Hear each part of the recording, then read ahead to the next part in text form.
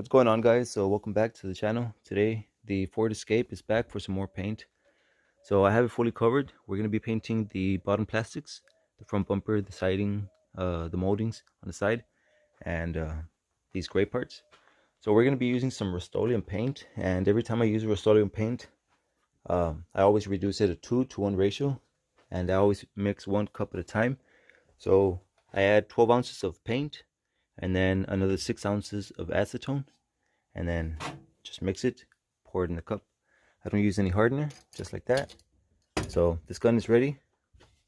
I have a full cup. The Escape is fully taped. Right here, I removed the tail lights.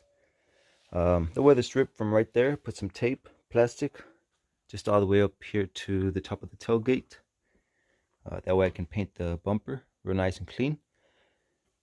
Tail lights. So in here I also went ahead and put some plastic to cover up the inner fender. Some plastic on the tires. Just tape on, some of the places where I could, separate the panel. Just stick the tape a little bit in. That's what I did. And if not, I just try to do some clean lines. And over here as well, some paper taped up in there, just to clean it up. Make sure no overspray goes in there. Plastic in the tires. I have plastic on top, overlapping a little bit, and then just this one, some paper, so we don't paint the radiator in there. And this one, I just left it open. I think that's an oil cooler or something, but it needs like a fresh paint.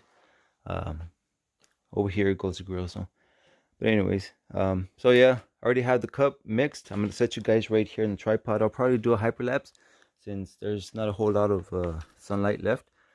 Somebody had already asked me, like, what time do I usually start painting? And well, I pick up my kids from school like around 3:30.